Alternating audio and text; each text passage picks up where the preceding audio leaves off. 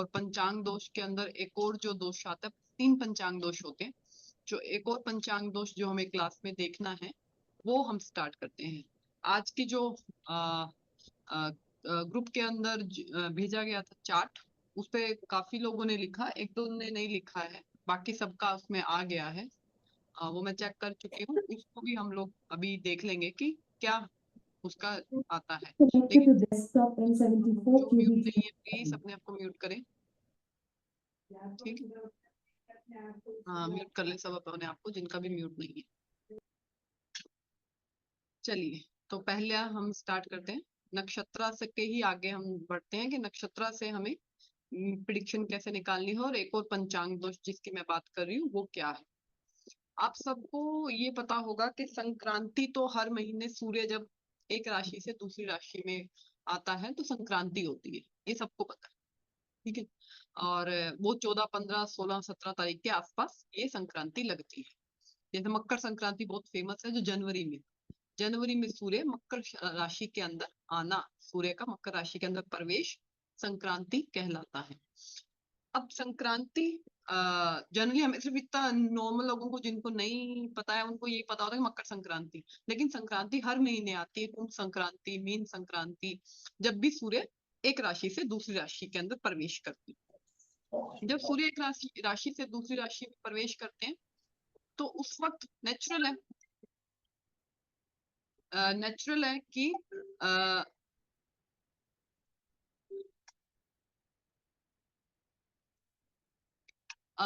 जब प्रवेश करते हैं एक राशि से दूसरी राशि के अंदर तो नेचुरल है जब स्टार्ट करेंगे उस राशि के अंदर प्रवेश करेंगे तो डिग्री 0 ही होगी ना।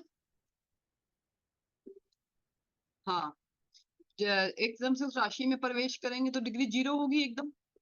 ठीक है, 30 डिग्री की हमारी एक राशि है। ठीक है, जब सूर्य एक राशि से दूसरे राशि में परिवर्तन करते हैं, जो गंडांत पॉइंट मैंने कल आपको मून पिछले क्लास में मून के लिए बताया था, गंडांत पॉइंट बॉर्डर लाइन, सेम वो सूर्य पे भी अप्लाई होता है। जब सूर्य एक राशि से दूसरी राशि में प्रवेश करता है वो गंडांत नहीं होता, वो हर राशि में आता है। जब सूर्य एक राशि से दूसरी, इसको बोला जाता है संक्रांति दोष। ठीक है, जब सूर्य एक राशि से border line, any border line आप देख सकते हो, इसमें ये नहीं होता कि आप ये सोचो जैसे हम चंद्रमा के लिए जब हम देखते हैं कोई भी चीज तो हम ये देखते हैं कि चंद्रमा एक राशि से दूसरी राशि में कैसे कर रहे हैं। लेकिन जब हम नॉर्मल तरीके से देखें, चंद्रमा कर्क से मतलब जल तत्व से अग्नि में जाते हैं तब गंडांत दोष बनता है। ठीक है, जल राशियां कौन सी है? 4 नंबर, 5 नंबर, 8 नंबर और 9 नंबर से जाते हैं, 12 से 1 में जब आते हैं। लेकिन संक्रांति दोष बनता है हर राशि में सूर्य जब प्रवेश करते हैं। तो सूर्य जब 29 डिग्री से लेकर 29 मतलब आज अभी इस वक्त ये मार्च का महीना चल रहा है। ठीक है, मार्च में सूर्य आपके मीन राशि के अंदर चल रहे हैं टिल आपके 15 अप्रैल तक मीन राशि में है। तो 14-15 मार्च को जब सूर्य मीन राशि में प्रवेश किए होंगे तब जिस जिस दिन वो प्रवेश करते हैं उस दिन अगर किसी बच्चे का जन्म होता है तो वो बच्चा संक्रांति दोष के साथ पैदा होता है। ठीक है, इसमें जो डिग्री ली जाती है, जो डिग्री ली जाती है, मृत होरा शास्त्र के लास्ट चैप्टर के अंदर ये बताया गया है कि संक्रांति दोष के अंदर जब डिग्री ली जाती है तो उसके अंदर जो डिग्री है 16 डिग्री का डिफरेंस लिया जाता है। मतलब 0 से 16 इधर और 16 उधर, दोनों तरफ 0 डिग्री का है तो 29.44, 16 डिग्री इधर, मतलब मिनट, जिसको हम बोल जाते हैं कला, अंश डिग्री नहीं मतलब मिनट्स जो लिए जाते हैं। तो 29.44 डिग्री पर जब सूर्य होगा तब संक्रांति दोष स्टार्ट होता है टिल 0.16 डिग्री तक, 16 इधर और 16 उधर। ठीक है, जब सूर्य की डिग्री जस्ट चेंज करने वाला, मेरा कहने का मतलब ये है कि जस्ट वो चेंज करने वाला है, राशि परिवर्तन जब वो करने वाला है उससे कुछ घंटे पहले और कुछ घंटे बाद में पीक संक्रांति दोष होता है। लेकिन मैंने जितने चार्ट में प्रैक्टिकल में देखा है 29 से लेके 1 तक भी मैंने संक्रांति दोष के इफेक्ट देखे हैं। जब हम बुक्स में तो दे दिया कि 29.44 टू 0.16, ठीक है, इतना डिफरेंस बता दिया गया। लेकिन जब हम प्रैक्टिकल में देखते हैं कुंडलियों के अंदर, तो आप देखोगे कि आपको ये दिखता है कि संक्रांति दोष इससे ज्यादा है। 29 क्या 28 पॉइंट समथिंग भी अगर किसी के चार्ट में आपको सूर्य दिख रहा है ना एकदम लास्ट बोर्ड 20 और 0 1, तो भी आपको ये दिखेगा कि वो संक्रांति दोष का प्रभाव उसके ऊपर है। लेकिन जो पीक है, जो एक्चुअल जो हम जिसको बोलते हैं, वो 29.44 से लेकर 0.16 तक ये संक्रांति दोष है। इसके निवारण, इसके लिए पूजा करवाई जाती है, ये साफ बुक्स में लिखा गया है। गंडांत पॉइंट और संक्रांति दोष, ग्रह जन्म, जितने भी दोष में संतान का जन्म बताया गया है, वहां पर ये कुंडली में 92 नंबर चैप्टर जब हम देखते हैं तो उसके अंदर संक्रांति दोष बताया गया है।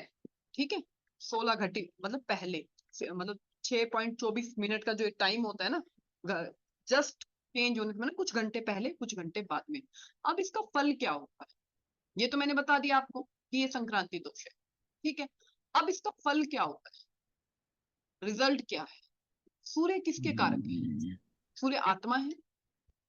ठीक है, सूर्य हम सूर्य को आत्मा बोलते हैं, सूर्य हेल्थ के कारक है। ठीक है, जिनके भी आपको ये संक्रांति दोष दिखता है, उनके उनके अगर आप देखें चार्ट में, दिखाऊंगी भी चार्ट, उनके चार्ट में आपको देखें तो हेल्थ से संबंधित दिक्कत आपको दिखती है। लेकिन जब भी हम कोई दुर्योग बताते हैं, एनी दुर्योग, पंचांग दोष योगा दुर्योग, एनी दुर्योगा, अगर वो किसी राजयोग में आ जाता है, जैसे राजयोग आपको पता ही है कि केंद्र और त्रिकोण का स्वामी राजयोग बनाता है। ठीक है, केंद्र में अगर स्वय राशि का कोई ग्रह आ जाए, बुध आ जाए, तो हंस बनता है, भद्र भद्र बनता है, रुचक बनता है, ये आपको पता है। शनि वाला शश बनता है।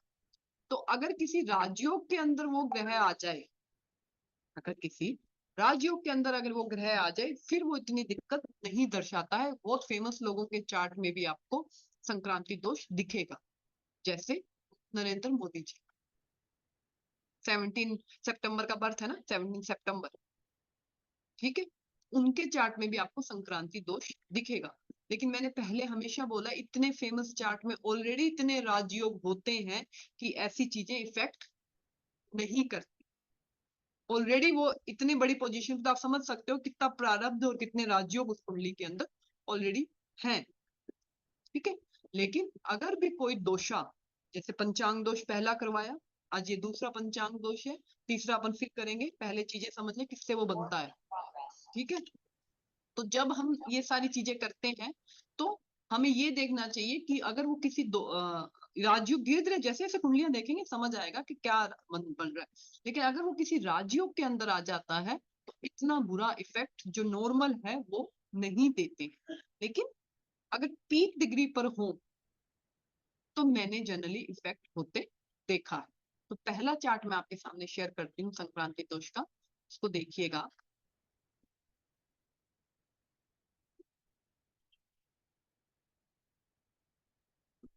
यहाँ पे आप सूर्य की डिग्री देखिएगा, 29.26 दिख रहा है आपको, सूर्य की डिग्री 29.26। तो मैंने क्या बोला था, 29.44, ये उसके आसपास ही है। ठीक है, एक सेकंड, एक सेकंड, मेरे को एक सेकंड होल्ड करना पड़ेगा, एक सेकंड।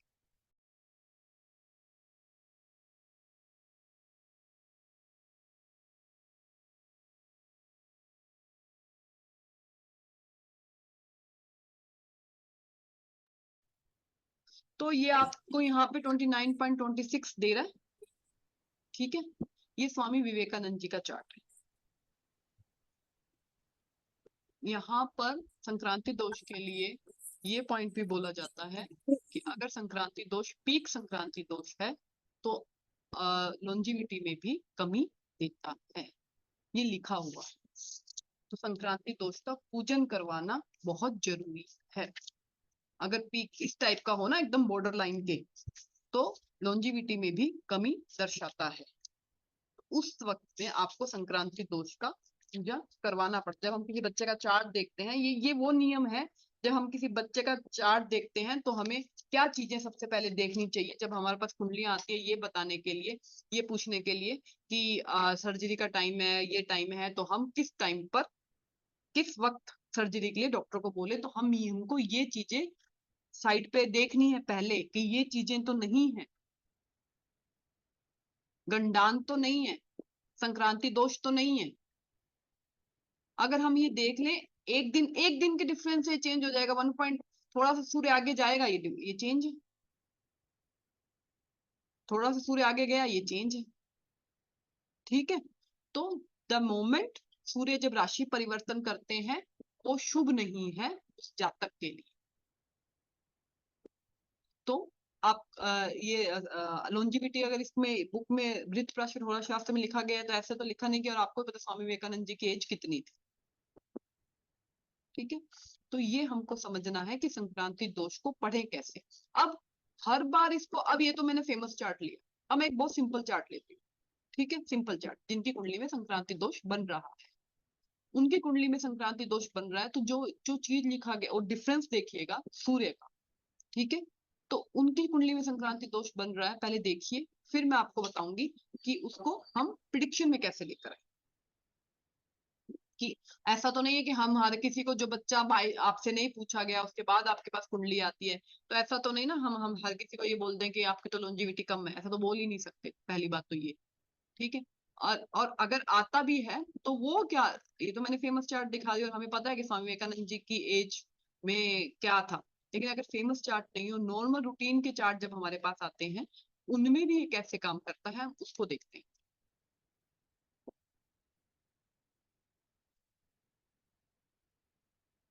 मैं शेयर कर रही हूँ चार्ट,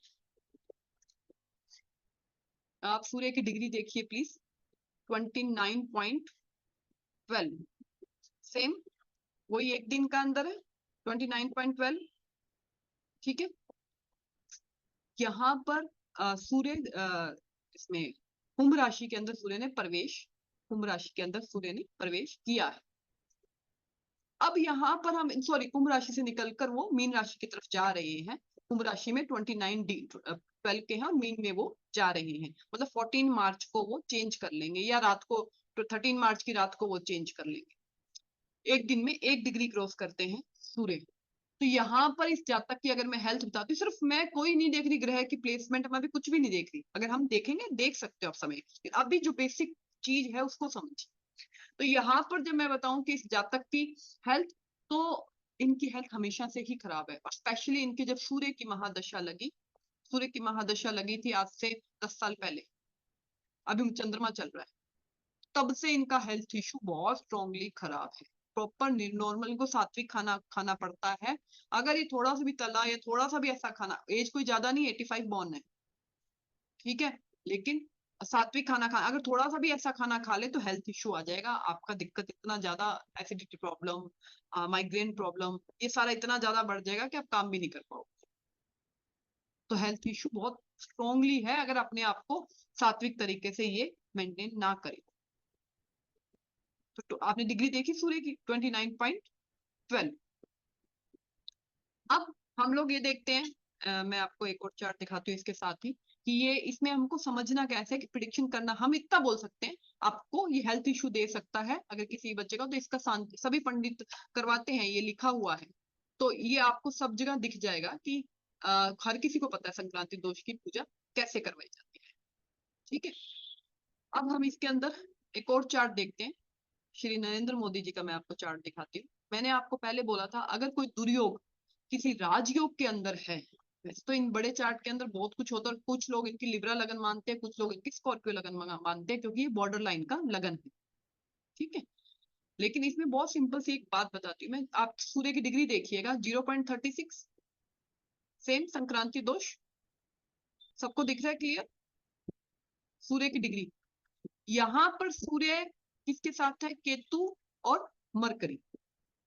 ठीक है, ये एक राजयोग के अंदर है, राजयोग कौन सा है, फलित सरोवर एक बुक है, उसके अंदर लिखा गया है कि केतु अगर स्वराशि राशि या उच्च राशि के ग्रह के साथ हो तो वो आपको फ्लैग, झंडा दिलाता है, मतलब ऊंची पोस्ट पर लेकर जाता है। दोबारा बोलूंगी, फलित सरोवर एक बुक है, उसके अंदर ये लिखा गया है, केतु अगर स्वराशि राशि या उच्च राशि के ग्रह के साथ में बैठा हो तो वो आपके जीवन में फ्लैग, या अच्छी पोस्ट। फ्लैग का मतलब क्या होता है, गाड़ी ऐसी कि आपके फ्लैग लगा हो गाड़ी के ऊपर, झंडा, ठीक है, उच्च पोस्ट दिलाता है। तो ये एक राजयोग के अंदर आ रहा है, मरकरी स्वय राशि का है, केतु उसके साथ में बैठा है, और सूर्य उसी संक्रांति दोष के अंदर आता है।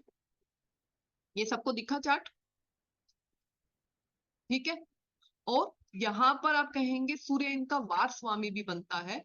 वार स्वामी का केतु के साथ बैठना हेल्थ में इशू देता है, लेकिन अगर आप केतु की चीजें मेडिटेशन करने लग जाओ तो क्या हेल्थ में इशू देगा? ये वार स्वामी है और ये केतु के साथ में बैठा है, तो हेल्थ इशू हम सिंपल तरीके से बोलते हैं आपको हेल्थ इशू देगा। लेकिन अगर वो मेडिटेशन वगैरह स्पिरिचुअल चीजों को मानने लग जाए तो क्या ये सूर्य, ये वार स्वामी दिक्कत देगा? ठीक है, हमें ग्रहों को हमेशा सेटिस्फाई करना होता है, ग्रह जो हमसे मांग रहा है, ठीक है। तो यहाँ पर देखा, ये पहला एक राजयोग आप देखेंगे, कभी भी लिख लीजिए, आप लोग लिख सकते हैं। मैंने बहुत चार्ट के अंदर ये देखा है कि केतु अगर स्वय राशि और उच्च राशि के ग्रह के साथ बैठा हो तो बहुत बढ़िया काम करता है पोजीशन के लिए और के लिए, ठीक है। तो ये था पहला आज का संक्रांति दोष। यहाँ पर विद प्रेशर होरा शास्त्र का एक चीज और लिखी गई है कि अगर संक्रांति दोष जिस वार को पड़े, जिस वार को पड़े उसके हिसाब से उनके नाम है ना, जिस वार को संक्रांति दोष पड़े उस हिसाब से उनके नाम है, वो मैं पीपीटी शेयर कर दूंगी।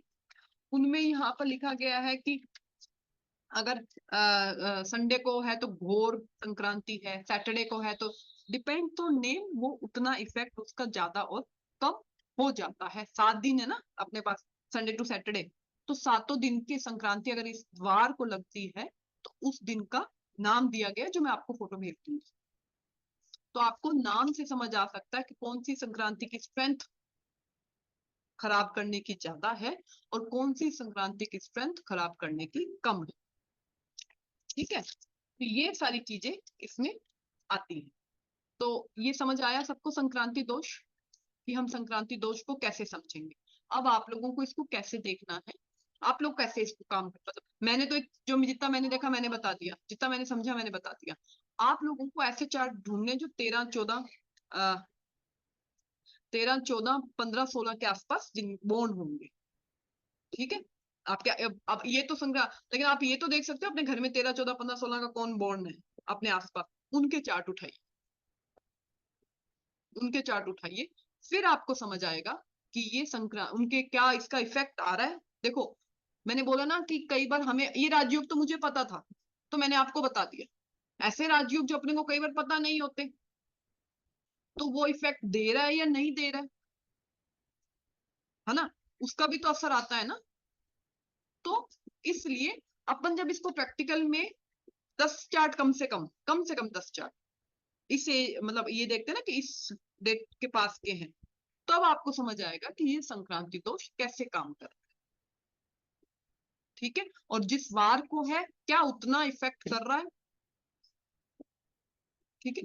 ये हमको पहला, दूसरा पंचांग दोष आज आपका हो गया। पहला पंचांग दोष मैंने पिछली क्लास में करवाया था, अग्नि, वार, तिथि, जल। वार और जल के स्वामी जब एक साथ बैठ जाएं कुंडली के अंदर या एक ही हो जाएं, तो ये अपने आप में एक पंचांग दोष है। क्यों? वार है अग्नि और जल है वाटर, सॉरी वो तिथि है वाटर, तो दोनों ऑपोजिट एलिमेंट है, तो ये दिक्कत दर्शाते हैं शादी में या उसमें। तो ये मैंने जो चार्ट शेयर किया था आप लोगों ने जिसका रिप्लाई दिया, एक सेकेंड, ये श्री रमन महेश्वरी जी का चार्ट है, और आप सबको पता है कि शादी तो सबको पता ही है, ठीक है। तो मून, कृष्ण द्वितीया, कृष्ण द्वितीया मून, और वैदिक वीकडे मून, मंडे। आप सभी ने लिखा, मैंने सभी का मैसेज चेक किया, आप सबने लिखा ये चीज, सबने कैच कर लिया था। मून, चंद्रमा और दोनों सेम बनते हैं, तो शादी में या हेल्थ में एक दिक्कत दर्शाते हैं। एक बात का जरूर ख्याल रखिएगा, जब भी आप ये बोलते हैं कि मून केतु के साथ है, ये अच्छा ये वैसे मानसिकता के लिए अच्छा कॉम्बिनेशन नहीं है, पर स्पिरिचुअलिटी के लिए अच्छा कॉम्बिनेशन है, ठीक है। वो किस फेस में काम कर रहा है। दूसरा, जब भी किसी दुर्योग को कोई शुभ देख ले, मतलब मून और केतु आपका दिख रहा है साथ में बैठा, तो अपने को लग रहा है कि मेंटल इशू या मेंटली इतना स्ट्रॉन्ग नहीं हमको दिखा रहे हैं, ठीक है। लेकिन अगर वो जुपिटर, अगर वो जुपिटर उसको देख ले, शुभ ग्रह है, ठीक है, तो वो उतना स्ट्रॉन्गली वो काम नहीं करता। तो जुपिटर की शुभ दृष्टि को भी आपको उसको बीच में कंसीडर करना है कि अगर मून केतु उसको इफेक्ट कर रहे हैं, लेकिन उसको जुपिटर भी तो देख रहा है ना बचाने के लिए। प्रभाव, पाप प्रभाव कैसे आता है? पाप प्रभाव, कोई भी चीज इफेक्ट कैसे करती है? जब 2 या 2 से अधिक पाप प्रभाव के अंदर हो, नॉर्मल में वो नहीं करती, ठीक है।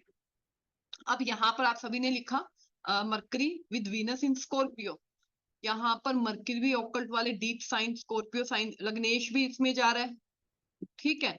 मून भी केतु के साथ जा रहा है, लगन को सैटर्न देख रहा है, जुपिटर भी केतु को देख रहा है।